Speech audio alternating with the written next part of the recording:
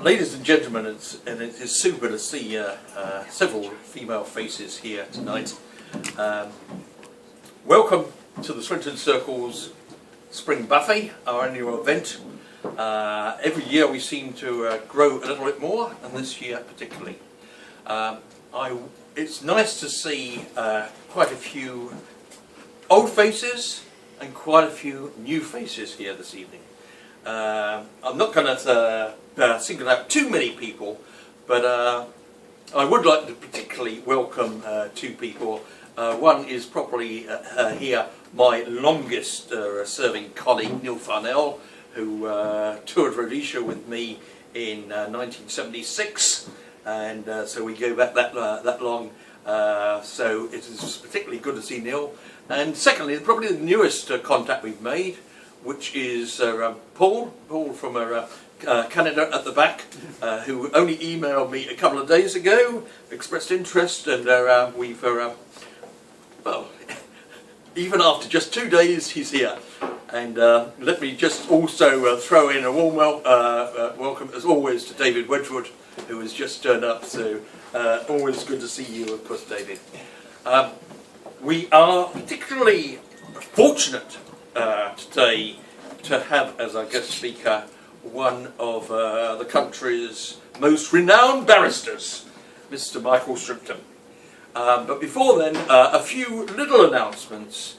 First of all, I have got what seems to be a piece of very sad news, because we have heard rumour, and so far it is, alas, only rumour, that one of our longest standing supporters, Mr. James Hannett from Northern Ireland, has died. This has still to be confirmed, so I think it's a tricky position. I think it will probably be best to wait until our first meeting after this has been definitely confirmed. He's a great friend, I know, of our great supporter in Belfast, David Kerr. And I've been trying to get through to David Kerr for the last few days to have this confirmed, but unfortunately I haven't been able to contact him. So as I say, we might have a piece of very sad news, but until it's confirmed, I think we won't ask for a moment's silence for him until then. That is the bad news. Now for the good news. I think you all, or most of you anyway, remember Craig Selvage, our supporter from Australia. So, Paul, it's not just Canadians where we have as supporters from the Commonwealth. Craig had to go back to Aussie a couple of years ago, and as most of you probably know, he got married there. And a couple of weeks ago, I received a lovely Facebook message from his wife to say that she was pregnant and that they're going to have their first child. It looks like Christmas Eve, so you can't keep the Swinton Circle down. We are growing, literally. So I presume that we can pass on the very best wishes to Craig and his wife Amanda from us all this evening, and let's hope we'll see them. Let's hope we'll see all three of them before too long. Right, they are the preliminary announcements. Michael Shrimpton has spoken for us a couple of times in the past. He spoke at our big Enoch Powell centenary conference dinner in 2012 as one of our 4 guest speakers, and I feel sure all those who heard him then are looking forward to hearing him again. His speech was so mesmerising that one of our members, Alex van Tukschek from Bath, had specifically asked to be informed when he was going to come back and tell us about his book, which he spoke briefly about on that occasion. Unfortunately, Alex is now in South Africa, so and he is angry because he really wanted to hear you. See it on video. Yeah, but he will be able to see it on video, as you rightly say, because thanks to and it is Henry. Hugh. Got the first letter right. Can't be that. Hugh, thanks to Hugh, this is going to be recorded, so I can now tell Alex that he can view it online at any time. Michael, I've known for a few years. It's not just politics which we have in common. He is also a fanatical cricket lover and also a great fan of Bentley cars.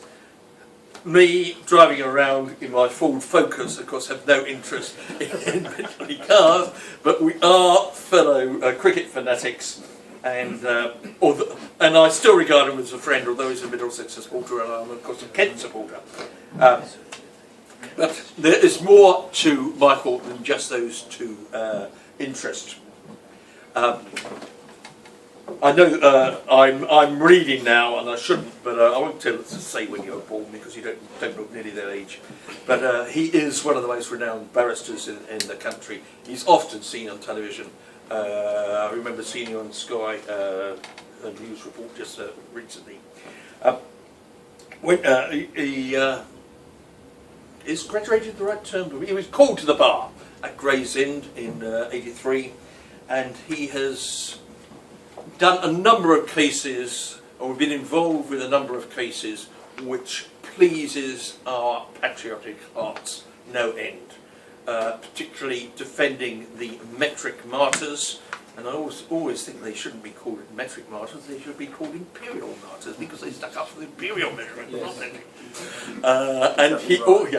And he also was involved with General Pinochet, that great friend of the United Kingdom from Chile, who was wickedly victimised by the Labour government, specifically by Jack Straw. A stain on our national reputation, which I think will take some time to eradicate. But Michael was one hero who stood up for General Pinochet. He has been a representative he is a national security consultant, a national security expert, so well regarded that both not only the British security services but also the American and Israeli security services have often consulted him, and he has been on committees regarding the 9/11 investigations to confirm that what actually happened did actually happen, in spite of all the nutty conspiratorial rumours. He also, during the presidency of George W. Bush, or number 43 as I think you like to call him, yes, as he was the 43rd president. Sidetrack. We had a Springbok Club meeting on Saturday, and there was a dispute about whether it was Cleveland who was president both before and after Harrison. Who was, whether it should be 43rd or perhaps 42nd or perhaps 44th. Anyway, I think it's customarily accepted that George W. Bush was 43rd. Michael was consulted. I don't know what the actual position was, but he was consulted pretty regularly by Vice President Dick Cheney. So we have a man here as our guest speaker tonight who has mixed with the top, who is at the top of his game. It is a great pleasure, it is a great privilege, Michael, to have you as our guest speaker tonight.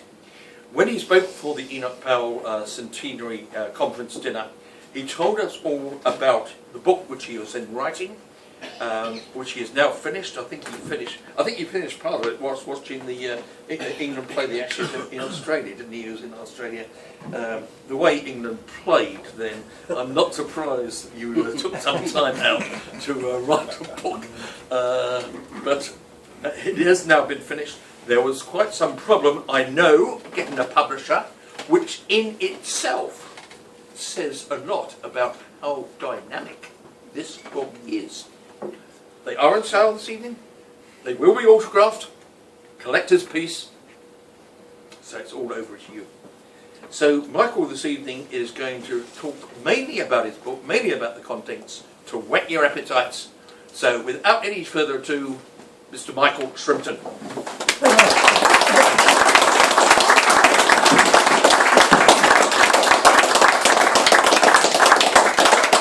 Thank you, Alan, for that kind and generous introduction. It's a pleasure to be addressing the Swinton Circle again. You normally do very well to bring me out of my shell, which, of course, I need encouraging, as anybody knows me knows. Bit of a shy, retiring wallflower. It can be terribly difficult to get me to say anything, but you normally manage to succeed. I'm particularly glad that you mentioned General Pinochet. As I've said in the book, which is up the front here, that's the book that I told you all about 2 years ago. General Pinochet, the nicest dictator I've ever met.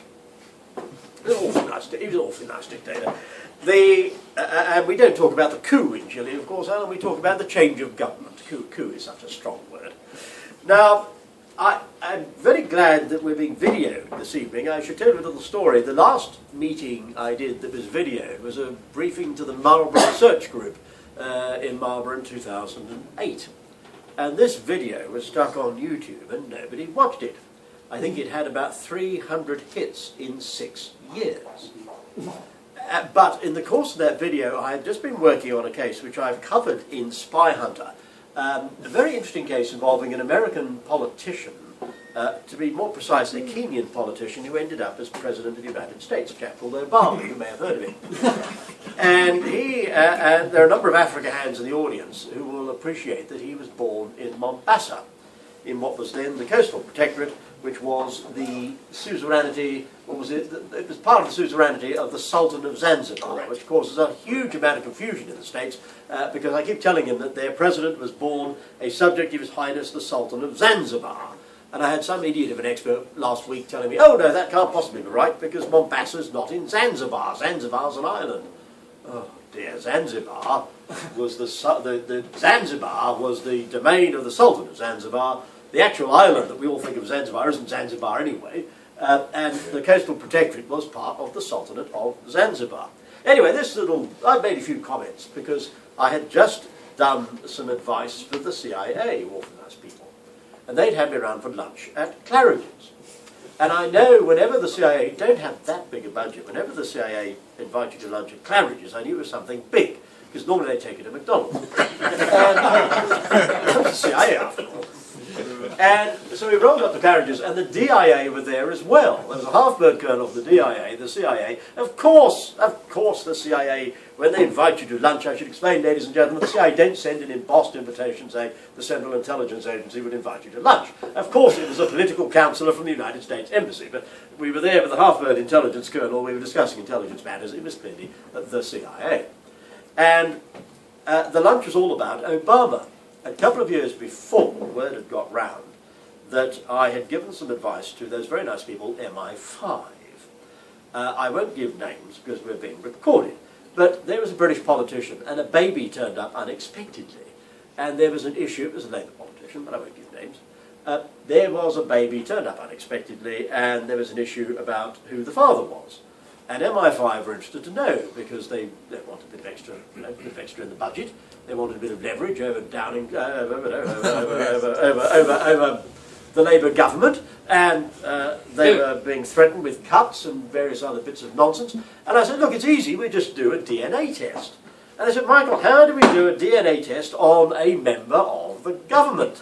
I said, well, that's easy, you just get DNA from the baby. And they seem to have some thought that they'd have to go into a government department with a bloody great needle extracting something from the baby. And I said, no, you can't have that. I mean, that's not going to work, is it? The baby will start screaming, somebody will come in, and then you've got an MI5 officer with a bloody great syringe full of trying to extract blood from a baby. I said, forget it, that won't work.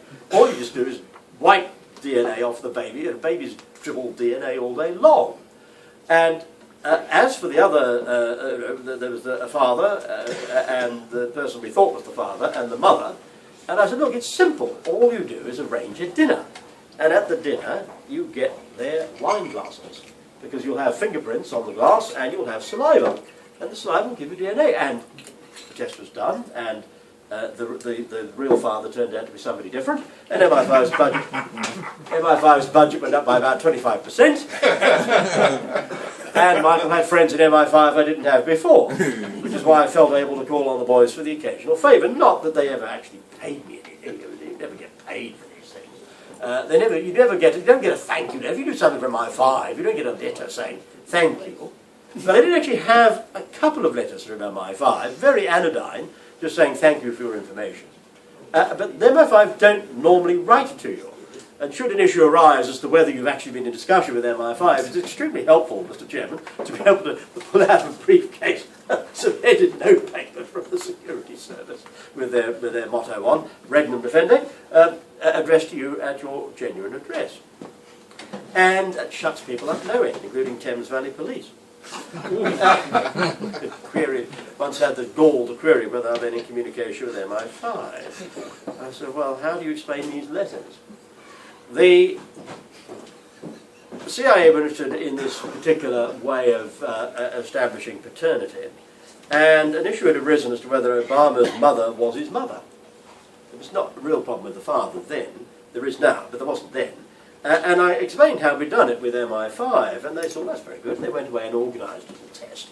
And it turned out that Obama was not related to his grandmother, which meant he wasn't related to his mother, which meant he wasn't born in Honolulu, which meant he couldn't be President of the United States under the US Constitution, because you have to be a natural born citizen. So A, he wasn't a citizen at all, and B, he wasn't born in Honolulu. Problems for Obama. Now, the CIA ratted on me, and they cut their own deal. So they went to Obama, they cut a deal. And I had briefed in Bill Clinton. I didn't brief in Bill and I've never spoken, but I got hold of his people in Washington. And I said, look, I'm amazed that you haven't picked up this point on Obama. You do realise he's not actually eligible. And Bill apparently spoke to Kofi Annan. Kofi Annan verified it, because all the Kenya, all the African hands know that Obama was born in Mombasa. It was an open secret in Africa. It was only the Americans who didn't know, but everybody in Africa knew. And Bill then decided to keep quiet, and he held out on Hillary. And I was watching this campaign in 2008, and I thought, what's Hillary doing? Why isn't she mentioning this? So I got hold of Hillary's people. Now, they couldn't believe in Bill Clinton's camp that I could get hold of Hillary. Because I'm a bit right-wing, as you know, marginally to the right of centre. And Hillary was a bit left-wing, and I'm a conservative, and she was a Democrat, and they thought, how on earth would Michael get hold of Hillary Clinton? It was straightforward. She had a lady friend, and she had a friend in Miami who was gay, who was an old friend of mine, who was ex-CIA. And I simply rang my friend in Miami and said, can you get through to, it was actually Lauderdale by the Sea, very posh part of Florida. And I rang my friend in Lauderdale by the Sea, who was sadly no longer with us, and said, look, I need to get through to Hillary, can you do it? He said, no problem at all. I'll just pass it on to X and we'll go to Washington. It did. Then Hillary and Bill had a falling out, and Bill went to the West Coast. He was sent away to campaign for about 3 weeks in Arizona, places like Truth and Consequences, New Mexico. Okay, right. Hillary's now found out. And this had all happened, and I just mentioned this as an aside. You know how difficult it is to get me out of my shell, but they managed to tempt me into saying something about this thing I've been working on that week. And this was March 2008. And this video had sat unnoticed on YouTube for about 6 years. And then there's been a bust-up with the CIA and Obama in the last couple of months, and with the National Security Agency. And 2 months ago, somebody in CIA dropped my video from the Marlborough Research Group, and that one of our big friends here tonight was there then, dropped this video around to a website not unconnected with the CIA, and all of a sudden it went viral. They got 2 million hits a day. Apparently about 10 million people have seen this video. So I'm very pleased that this is being videoed. You never know. It might be seen by 5 people. It might be seen by 10 million. I'm now flying to New York. Smile. I'm flying to New York next month to give expert evidence. I have to explain to American judges the president, I'm afraid, isn't entitled to be president because he wasn't actually born in the United States. He was born in Mombasa. And I'm going to have to explain where Zanzibar is and who the Sultan of Zanzibar was. Now, the book itself is divided into 3 parts. The first part is the boring bit, and that's about me. It's an autobiography. I call it a potted autobiography. The idea of that was simply to explain to people who I am, because I'm very shy and retiring and not a public figure. People need to know how on earth do I know the stuff that's in parts 2 and 3. So part 1 I thought was essential to have a coherent book. But that's the boring bit, and I'm not going to tell you about me. You can read about it if you want. But that's the boring bit. Part 2 is a less boring bit, and that covers the secret history of German intelligence in the run-up to the creation of the DVD in 1945. So that covers the history from the formation of Germany up until 1945, includes World War I, World War II. That's part 2. And then part 3 is the really exciting bit, the juicy bit, and that is all about the Deutsche Verteidigungsdienst, which is the covert service set up by Admiral Canaris, the head of German intelligence in World War II. He survived. He cut a deal with Heinrich Himmler. Now, I happen to know the intelligence officer, who was British, who rolled up to see Heinrich Himmler after he surrendered to us in the hopes of cutting a deal. Heinrich had cut a deal with Canaris, and Wilhelm had agreed to use his British connections, which included Mingies, the head of MI6. And the deal was that Heinrich would arrange for a fake execution of Canaris, allowing Canaris to disappear from sight. In exchange, Canaris agreed that Heinrich would surrender to the British, and he would be allowed to live, that we would look after him. And this deal was struck with Mingies, the head of MI6, who reported to Canaris. He was a German spy. Unfortunately for Heinrich, Wilhelm ratted on the deal, and someone I know, a British intelligence officer now, obviously long retired and well into his 90s, who happened to have met Adolf Hitler before World War II, rolled up and gave Heinrich Himmler back his suicide bill. To be more precise, I mean, the whole area is very delicate. He won't actually tell me what he did with the suicide bill. I have a shrewd suspicion, Mr. Chairman, that he actually rammed it down Heinrich's throat, because Heinrich wasn't that keen on topping himself. But that is the background to the creation of the Deutsche Verteidigungsdienst, the German Defence Service. And part 3 tells you all about the German spies. It covers the Kennedy assassination, it covers the Diana assassination, the Kelly assassination, a whole bunch of stuff they've got up to since 1945, including the creation of the European Union, rigging the 1975 referendum, and so on. Now, I thought that rather than, because the book covers a great deal of territory, it's 700 pages long, rather than bore you to tears by going through everything, I just thought I'd pick out a few highlights from different eras and give you a bit of a flavour as to what the book is all about. Now, the first thing I'm going to light on is the Black Death. Now, my publisher, Keith Carson, very, very courageous man, June Press, wonderful publishers, very good people. All mad. Exactly. And this is Keith and fun. Not all. Not all. In my introduction, because I gave just a little bit of an historical introduction, and I said, well, the Black Death, which everybody thinks was a naturally occurring event, was in fact organised, and it's all to do with deep Vatican politics. And the Black Death was spread deliberately. It was nothing to do with rats. And Keith will recall being a little bit nervous about this, as any publisher would be, saying, well, this is a bit avant-garde, this is a bit out of the box thinking. Are you sure you want to go with it? And I said, absolutely. One of the problems of being an out-of-the-box thinker is that everybody will accuse you of being a nutter or drunk or... Galileo had the same problem when he said the Earth went round the sun. If you say something that is out of the box, that is contrary to accepted thinking, then of course people are going to query it and they're going to jump up and down and they're going to be upset. Usually because they don't like what you've said, which is a different thing from whether or not what you have said is right. The Pope didn't like the fact that the Earth went round the sun, but that really didn't matter. The issue is not whether he liked it or not, the issue is whether we actually went round the sun or the other way round. Now, on the Black Death, I knew perfectly well that the Black Death had been spread deliberately. It was a campaign of biological warfare. Now that involved a conclusion that biological warfare was understood in the Middle Ages, that somebody, somewhere, had a much more advanced understanding of biological warfare than we thought they did. Well, so be it. Those are the facts. So I stuck to my guns, and I'm right. And only a couple of weeks ago, research was finally published. Somebody's picked up on the work I've done on the Black Death, because it's been around. There was a nutter called Mike Smith, you may remember, threw himself off a church tower. Not before long. No, he threw himself off of Porchester Castle. Porchester Castle. He ought to have thrown himself off a bridge or a castle many years before. My favourite castle nowadays, folks. He was probably reporting to the German operation in London, GO2, and he had a go at your chairman, he had a go at me. And he would take things that I had said and he would put fake postings on the internet, or he would take conclusions of mine and then twist them around. He was quite malicious, reeked of malice, poor chap. That's probably why he did himself in. I probably had internal conflicts about the sort of nonsense he was getting up to. But he used to have a right go at me, because my opinions on the Black Death and the Irish potato famine have been in the public domain for some years. Well, people have picked up on the research, and somebody has finally checked. The theory was that the Black Death was spread by rats.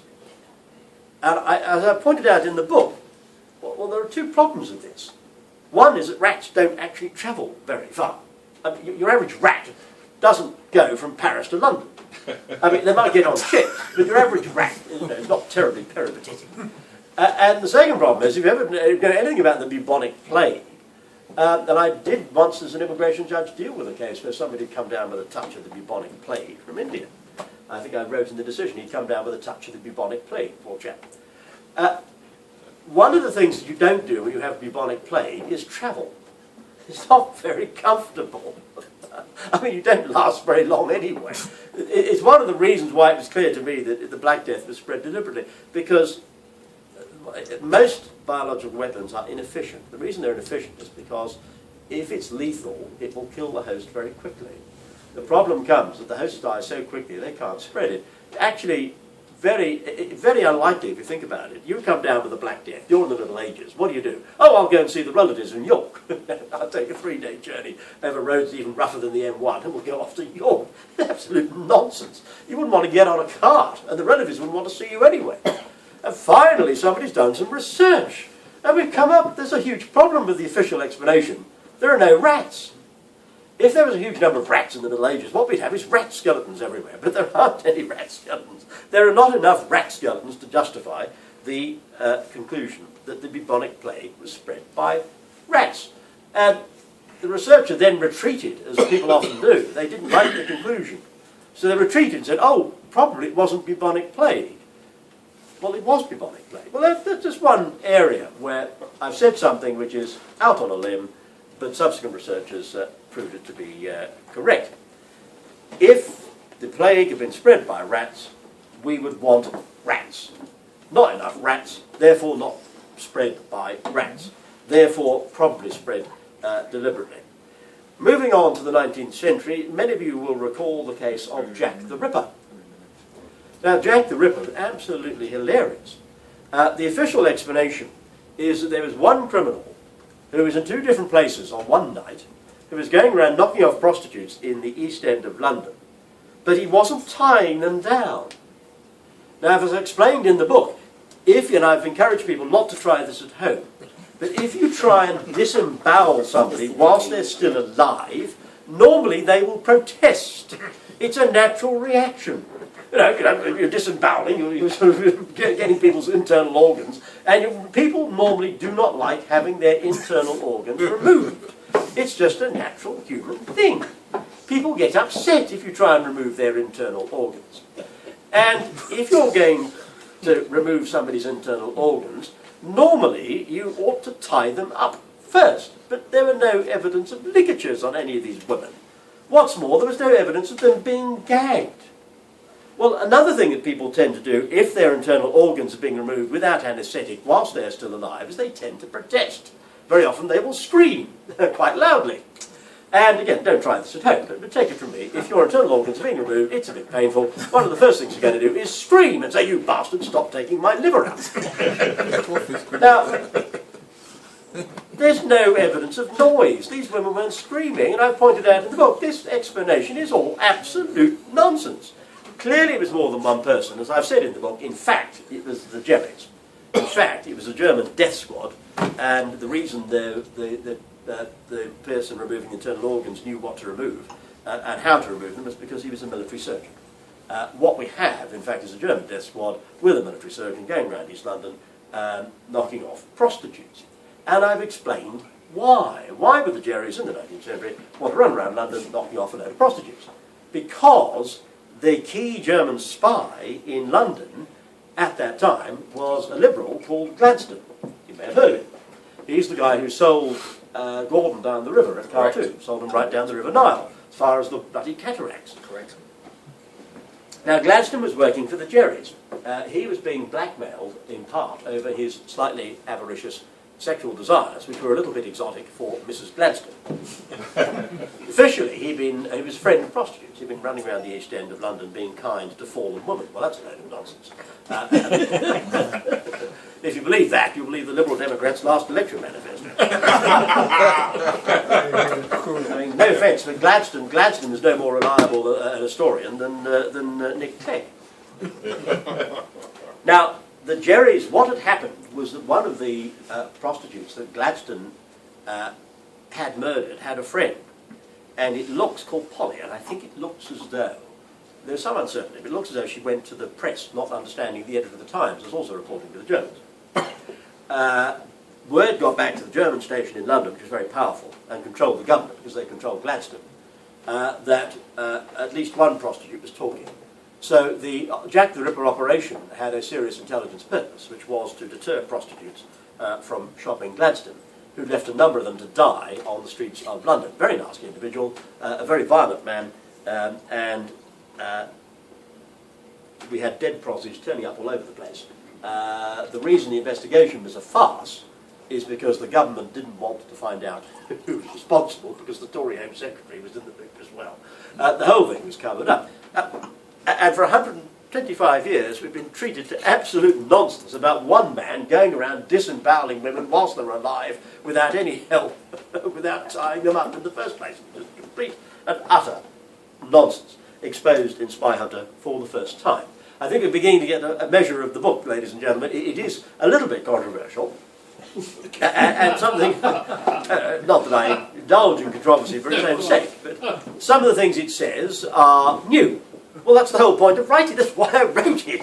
It's not new. Why bother recycling rubbish that people have written before? Spyhunter says things which are new. The point is that they are also correct. No single conclusion of mine is actually being challenged by any government or intelligence agency, even though my flat was raided, the book was seized, the Cabinet Office had a copy 2 years ago, desperately trying to find a ground for suppressing publication. I said in my book, my policy is one of compliance with the Official Secrets Act. One of the problems with the Official Secrets Act is it only covers official secrets. Many secrets are unofficial. The fact that Gladstone was a violent sexual criminal who was being blackmailed by the Germans is a secret, but it's not an official secret, because officially he wasn't.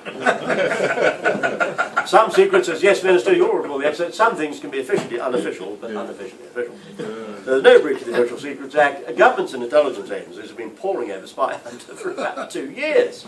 Drafts have been seen from the very first time it went to a publisher in email format. Intelligence agencies have been reading it. Nobody has come back and actually challenged a single major conclusion in the book. The only complaint is about the typos. Well, of course, if you type it, it's 700 pages.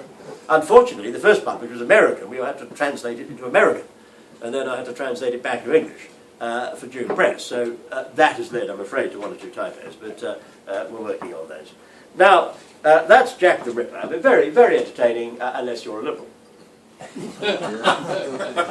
I'm afraid if your hero turns out to be a violent sexual criminal, your hero turns out to be a violent sexual criminal. Fans of Rolf Harris have had the same problem, the difference being that Rolf Harris is innocent, unlike dear old Gladstone. It's unusual, I know, for a barrister to comment on a case that's going through the courts, but that case is absolute nonsense, absolute farce. And frankly, what it's doing in the Crown Court, I have no idea. I'm sure the jury won't get to read this watch this on YouTube, but that is a distraction exercise. The problem there is the Cabinet Office were running a paedophile ring that was being administered by Jimmy Savile, and the Cabinet Office are frantic that people find out about their connection to Jimmy Savile. And so this whole Operation Utria is a complete distraction exercise. They've been running around arresting every Australian entertainer. Anybody with a woodgie board, anybody who's sung Timey Kangaroo Down sport is getting arrested and charged with offences, complaints that go back 40 years. It doesn't take you 40 years to work out that you've been assaulted or not. Yes. I mean, most women, if they've been indecently assaulted, it doesn't take you 30 years to find out. In case of Rolf Harris, it doesn't appear that he was even in the building when these alleged assaults took place, because nobody can find any evidence that he actually appeared on that occasion. And this is absolutely wrong. There ought to be a statute of limitations. I suggest 6 years, or 3 years of majority. In other words, 3 years after you turn 18, 6 years in total for sexual offences, and there ought to be a legal requirement of corroboration. These prosecutions are an absolute farce, and I'm confident that Rolf Harris will be acquitted. Now, as I say, it's unusual for a barrister to comment on a case which is going through the courts, but I'm prepared to do so, because I think the prosecution is morally wrong and legally unacceptable. You're not a newspaper, so you can comment. And, well, exactly. And as it happens, I rather like Rolf Harris. We did meet once, an awfully nice chap. Now, that's Jack the Ripper. Dr. Crippen. This is another hilarious case. The official version of events is that Dr. Crippen was hanged correctly for murdering his wife. There are two problems with the official version of events, as I explained in Spyhunter. The first problem is that his wife was alive when he was hanged. Normally, if you're defending a murder case, it's normally a very good strategy to be able to call the victim and say, well, my lad, my next witness is Mrs. Crippen. Well, hang on, your client, Mr. Shrimpton, is accused of murdering Mrs. Crippen. I said, yes, my lad, but he's innocent. And the fact that I'm able to call the person he's alleged to have murdered will, I'm sure, go some way towards proving his innocence. At which point the judge will glare at the prosecution. Take it from me, if you're prosecuting a murder, the last thing you want is the defence calling the victim. The judge will go spare, he'll start chucking his Archibald at you, he will get very upset, the jury will look strangely at you, and the CPS will do their nut. Now, we knew that Mrs. Crippen was alive. She was in the United States. She'd been traced by Pinkertons, who were in fact an internal intelligence agency, masquerading as a detective agency. It's a bit like Magnum in Hawaii on the TV show. Mrs. Crippen was not only alive, she'd been traced by Pinkertons, and her name appeared on a shipping manifest because she'd sailed to the United States in her own name. And obviously, obviously not MI5, but obviously the Scotland Yard had checked the shipping. It's the sort of thing you do check. You know, missing American woman, let's have a look at the shipping lists. Well, her name was there. Everybody knew, at least the Liberal government knew, the DPP, who was a Liberal, knew, a man named Matthews, the DPP knew, the Liberal government knew, everybody knew except the judge and the prosecuting counsel, who was Travers Humphreys, who was the straightest prosecutor in England. He was so fair that there was no point having defence counsel. That was his reputation. That's why they chose him. Because everybody thought if they've got Travers Humphreys prosecuting, there can't be anything wrong with the prosecution. The hell there wasn't. The second problem with the prosecution, apart from the fact that Mrs. Crippen was alive, is that the body they had bits of a body, remember, buried in the basement. Unfortunately for the prosecution, it was a bloke. Now this has been confirmed by DNA analysis. It is definitely a bloke. DNA test, it's a bloke, because some of the remains have survived. It is undoubtedly a chap. And as I've explained in the book, there is a problem. Missing female bits from the prosecution's prize exhibit. Because if you're saying this is the body of a woman, you want some womanly bits on it. You know. I won't go into detail, but you know, you want your body to be a woman. Bernard Spilsbury, who was the very brilliant pathologist, very carefully said to the jury, I can't say if this is a man or a woman. Now, he must have known it was a woman. I mean, normally pathologists, good pathologists, are able to tell little details like this. Is it a woman or is it a man? There are clues, you know, anatomical clues. I didn't go into, you know, the ladies present, but there are one or two, normally with a body, you get one or two anatomical clues as to whether it's a woman or a man. Bernard Spilsbury clearly knew that this was a crock, and Spilsbury protected his reputation by giving very careful evidence to the jury. Now, why would the Liberal government take the insane risk of prosecuting a man for killing his wife when his wife was still alive? The answer was that the chap he had knocked over was a rent boy who was servicing the Prime Minister, Herbert Henry Asquith. Now, what had happened was this. Crippen was working for German intelligence, so was his alleged mistress, Ethel Leneve. Crippen was gay. Ethel Leneve wasn't his mistress. Ethel Leneve was his handler, reporting to German intelligence. Crippen was a safe house. His house was a safe house for rent boys who were servicing Asquith, who was the Liberal Prime Minister, who was being blackmailed over his sexuality by the German station in London. Now, this created problems because it looks as though the Jerrys didn't realise that Crippen was gay. That's my theory. I don't think they'd have put a rent